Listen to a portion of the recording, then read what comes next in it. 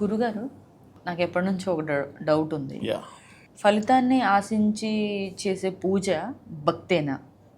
అంటే ఇప్పుడు నాకు ఇది కావాలి, ఇది చెయ్యి స్వామి అని చెప్పి ఆయనకి ఏదో ఒక 1016 డిబ్బీలో వేస్తానను, హుండీలో వేస్తానను, లేకపోతే కాలినడకన తిరుపతి వస్తానను, ఇట్లా మనం మొక్కులు కూడా మొక్కుతూ ఉంటాం కదా. దీన్ని అసలు భక్తిలాగా పరిగణలోకి తీసుకుంటారా శాస్త్ర ప్రకారం? మీరేమంటారు?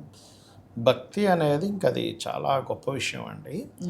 మనకి టెంపుల్స్ దగ్గర కూడా భక్తులకి మనవి అని ఒక ఇస్తూ ఉంటారు. అసలు భక్తి అనే విషయాన్ని మీరు కనుక ఆలోచిస్తే అన్నిటికంటే గొప్ప యోగం భక్తి యోగం. అన్ని యోగాల కంటే గొప్పది. ధన యోగాలు, వాహన యోగాలు, వీటన్నిటికంటే గొప్పది భక్తి యోగం. అయితే మీరు ఇందాక అన్నారేంటి, ఒక ముడుపు చెల్లిస్తాను అనుకున్నాము, లేకపోతే పలానా ఇది ఇస్తున్నాము, అవన్నీ కామ్యములు, కోరికలు. ఆ వ్యక్తికి ఉన్నటువంటి స్థితి బట్టి అతను ఆ స్థితి నుంచి బయట పడలేక అతనికి మించినటువంటిది ఇంకోటి ఏదో మనం ఎనర్జీని పట్టుకుంటే కానీ నాకు ఈ పని అవ్వదు అనేటువంటిది ఒక నమ్మకంతోనో, ఒక దీంతోనో, లేకపోతే అంటే ఒక రకమైన స్థితిలోకి వెళ్ళిపోయినప్పుడు దేవుడితో అనుకుంటూ ఆ ముడుపుని చెల్లించడం, ముడుపు కట్టడం చెల్లించడం వేరు, భక్తి వేరు. అంటే ఫలితాన్ని ఆశించి చేసేది ఎక్కడ క్వశ్చన్ భక్తి అంటారా? చెప్తాను. ఇప్పుడు మనకి శ్రీకృష్ణ పరమాత్మ చాలా స్పష్టంగా భగవద్గీతలో చెప్తాడు, పత్రమైనను, పుష్పమైనను, ఫలమైనను, ఉదకమైనను ఫలాపేక్ష రహితంగా నాకెవరైతే సమర్పిస్తున్నారో వాటిని నేను ప్రీతిగా స్వీకరిస్తున్నాను అన్నాడు. అంటే ఫలాపేక్ష లేకుండా సమర్పిస్తేనే తీసుకుంటాడు. అలాగే లలితాసహస్రనామాల్లో కూడా భక్తి వశ్య, భక్తి గమ్య అనే నామాలు ఉంటాయి. అంటే భక్తికి అమ్మవారు వశ్యం అవుతుంది, భక్తి ద్వారానే మనం చేరగలుగుతాం అమ్మవారిని. కానీ మనం ఏదో ఒక కోరికతోనే చేస్తుంటాం కదా. అయితే ఎలా మరి అది ఇప్పుడు కోరిక మనం తల్లి తండ్రి అనుకున్నాం అనుకోండి, మరి దేవుళ్ళు వాళ్ళే చేయాలి కదా మనకి ఏం చేసినా. అదే ఉంటుంది. ఇప్పుడు మరి వాళ్ళని అడగకపోతే మనం ఎవరిని అడుగుతాం? మంచి ప్రశ్నేనండి. ఇక్కడ ఎలా అంటే ఖచ్చితంగా వాళ్ళనే అడగాలి, అందులో ఎటువంటి సందేహం లేదు. కానీ ఇప్పుడు ఒక సంస్థ ఉంది, లేకపోతే ఒక తల్లి ఉంది, తల్లి కొడుకు తల్లిని అడుగుతాడు. అలా రోజు అదే పనిగా నువ్వు నాకు ఇవాళ పలానా వండి పెట్టు, ఈ పొద్దున ఇది వండి పెట్టు, సాయంత్రం ఉదయం పెట్టు, నాకు పలానాది కావాలని 24 గంటలు అదే పని మీద ఉన్నాను అనుకోండి, తల్లి కూడా విసిగి వస్తుంది. ఏమిట్రా వీడు తెల్లారితే తిండికోవాలా, అది కొనిమ్మంటాడు, ఇది కొనిమ్మంటాడు, ఏమిటి వీడు పిచ్చే ఏమిటి అనిపిస్తుంది. ఇవ్వలేక కాదు, కానీ వాడికి తల్లికి ఏమనిపిస్తుంది, ఏమిట్రా వీడు తెల్లారితే పొద్దున్న చికెన్ బిర్యానీ అంటాడు, మటన్ బిర్యానీ అంటాడు, రాత్రి ఏదో ప్రాన్స్ అంటాడు, ఎంతసేపు తిండేనా, ఇంక వీడు చదువు మీద ధ్యాస పెట్టడా, జ్ఞానం మీద ధ్యాస పెట్టడా, ధర్మాలు తెలుసుకోవడా అని ఉంటుంది కదా. 24 గంటలు అదే పని అనుకోండి, ఎలా ఉంటుంది? కోరిక కోరిక కోరిక. ఈ బొమ్మ కొనగా వెంటనే ఇంకో బొమ్మ కావాలని ఏడుస్తున్నాడు, అద్దాంగని ఇంకో బొమ్మ కావాలని ఏడుస్తున్నాడు, అప్పుడు ఎలా ఉంటుంది? విసుకొచ్చేస్తుంది. అదే ఏదో ఒకటి అడిగాం, విసుగురాదు తల్లికి. అలాగే పరమాత్మ కూడా మీరు ఏదైతే దేవతను ఉపాసిస్తారో కోరుకోవడం తప్పేం కాదు.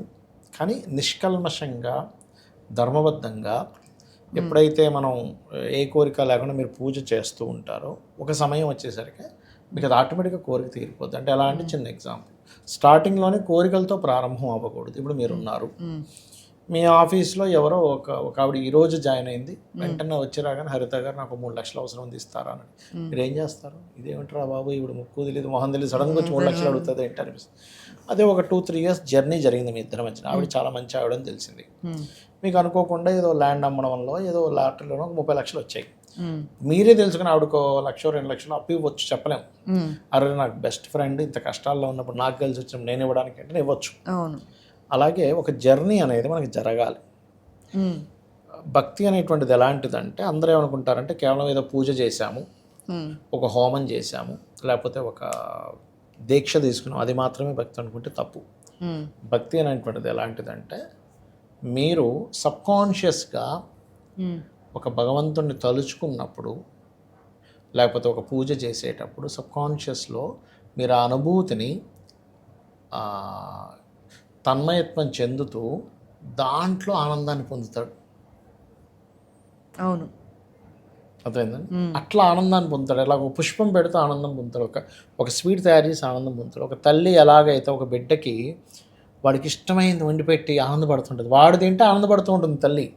ఏమిటి ఈమె తినట్లేదు, మనలోంచి ఒక ముద్ద కూడా తినలేదు, ఒక లడ్డు కూడా తినలేదు, కానీ వాడు తింటుంటే ఆనందపడ్డం ఏమిటి అంటే అదే మాతృత్వం. అలాగే ఒక భక్తుడు అమ్మవారికి పెట్టినటువంటి పుష్పం కావచ్చు, ఫలం కావచ్చు, వండింది కావచ్చు, ఆవిడికి పెడుతూ ఉంటూ వీడు ఆనందం పొందుతాడు. అలాగ సబ్కాన్షియస్గా లోపల ఆ యొక్క దీన్ని ఆనందిస్తూ ఉంటాడు భక్తుడు. ఒక ఆలయానికి వెళ్ళాడు, అక్కడికి వెళ్ళి రమిస్తాడు. రమించడం అంటారు చెప్పాలంటే, రమిస్తూ ఆ రమించే దాంట్లో ఆనందం పొందుతాడు. అది భక్తి. అంత భక్తికి చేరిపోయినప్పుడు ఏమవుతుందంటే అమ్మవారి ముఖాన్ని చూస్తే వీడికి అర్థమైపోతుంటుంది, అమ్మవారు ఏంటి ఈరోజు కొంచెం ఏదో కోపంగా ఉన్నట్టుంది, నేనేం తప్పు చేశాను. అదే ఏ స్టేజ్కి వెళ్ళిపోతాడంటే అమ్మవారికి తెలియకుండా ఏదీ జరగదు, నేను చేస్తున్న ప్రతిదీ అమ్మవారు గమనిస్తుందనే ఫీలింగ్కి వెళ్ళిపోతాడు. అంత డెప్త్కి వెళ్ళిపోయి చిన్న తప్పు చేయడానికి కూడా ఇష్టపడ్డు. ఏంటి నాకు అవసరమా, ఈ చిన్న అబద్ధాలు ఆడడం ఏమిటి అవసరమా, అమ్మవారు చూస్తుంది, అమ్మవారు చూస్తూ ఉంటుంది ప్రతిదీ, నేను ఈ అబద్ధం ఆడడం ఏంటి చిల్లర చిల్లర విషయాలకి అనిపిస్తుంది. ఆ స్టేజ్కి వెళ్ళిపోతాడు. అప్పుడు ఏమవుతుందంటే ఎందుకు వెళ్ళాలి అక్కడికి, సరే ఈ భక్తుడిగా ఎందుకు మారాలి మనిషి ప్రతి ఒక్కరు, ఎందుకు అంటే మనం చూడండి జన్మరాహిత్యము అంటాం. ఎవరైతే ఏ దేవతని, ఎవరిని విష్ణువునైతే విష్ణువు, శివుని అయితే శివుణ్ణి, ఆ లోకాలకు వెళ్ళిపోతాడు జీవుడు. ఇప్పుడు రకరకాల కర్మలు చేస్తూ కొన్ని వందలు వేల లక్షల జన్మలతో తిరగడం ముఖ్యమా, మనిషికి ఒక జన్మరాహిత్యం జరిగి అది గొప్పదా? ఇప్పుడు 1వ తరగతిలోనే 10 సంవత్సరాల నుంచి చదువుతున్నా అంటే అది గొప్పదా, లేకపోతే ఒక్కొక్క తరగతి మారుకుంటూ పైకి వెళ్ళడం గొప్పదా? పైకి వెళ్ళడమే గొప్పది. 1వ తరగతిలోనే ఉంటే అదేం గొప్ప, అది గొప్ప కాదు కదా. పెరగడమే భక్త. పెరగడం ఇప్పుడు మరి జ్ఞానం పొందుతున్నారు, జ్ఞానాన్ని పొందుతూ దైవాన్ని చేరుకుంటూ ఆ దైవాన్ని చేరుకునే క్రమంలో ఆ జర్నీలో మీరు రమిస్తూ దాని ఆనందం పొందడం. తల్లి ఎలా అయితే బిడ్డకి వండి ఇస్తూ ఆనందాన్ని పొందుతుంది, అవును, అక్కడేమీ ఎక్స్పెక్ట్ చేయట్లేదు, నేను ఇప్పుడు లడ్డు వండి పెడితే వీడికి చేసి పెడితే రేపు పొద్దున్న వీడు పెద్ద కలెక్టర్ కనుక అయితే నన్ను కారులో తిప్పుతాడని ఏ తల్లి చేయట్లే. అవును, అంతే కదా.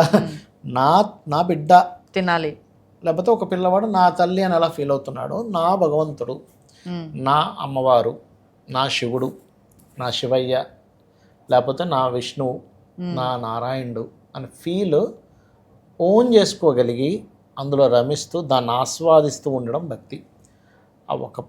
ఇప్పుడు చూడండి, తల్లికి బిడ్డ రావడం లేట్ అయింది అనుకోండి స్కూల్ నుంచి, కళ్ళల్లో నీళ్ళు వచ్చేస్తుంటే ఎమోషన్ అయిపోతుంటుంది, ఏమైపోయిందో. కొంతమంది స్కూల్లో విడిచిపెడతా కూడా ఏడుస్తూ ఉంటారు. ఆ రిలేషన్ ఎలా ఉంటుందో దేవుడితో అలా ఉండగలగాలి. అయ్యయ్యో ఈరోజు అలా జరిగిందంట అక్కడ ఆ గుళ్ళో, అయ్యయ్యో ఇవాళ నేను పెట్టలేకపోయానే, పొద్దున్నే ఊరు వచ్చేసాను, మరి ఇంట్లో అమ్మవారికి పెట్టలేకపోయానే, ఆ ఫీల్ ఉండగలగాలి. దట్ ఈజ్ భక్తి. అందుకని ఊరికే రోజు నేను లలిత చదువుకుంటానండి, విష్ణు చదువుకుంటానండి, హోమాలు చేసేస్తానండి, అది చేస్తాను ఇది చేస్తాను, మీరు సబ్కాన్షియస్గా మీరు రమిస్తూ దానిలోకి ఎప్పుడైతే వెళ్తారో దట్ ఈజ్ భక్తి.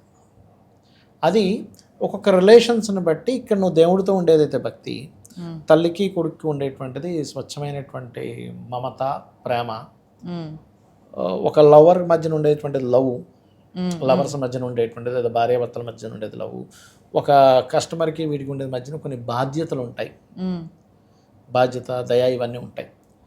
అది ఆయా రకాలుగా మనం దాన్ని అర్థం చేసుకుంటూ ఆ రిలేషన్స్ని బట్టి ఆ రకంగా ఉండగలగాలి. దేవుడి దగ్గర భక్తితో ఉండాలి, భక్తితో ఉండడమే కరెక్ట్. కస్టమర్ దగ్గర న్యాయంగా, ధర్మంగా ఉండాలి, అదే కరెక్ట్, అక్కడ అదే ధర్మం. రైట్ గురుగారు, క్లారిటీ వచ్చింది. Thank you so much. శ్రీమాత్రే నమః.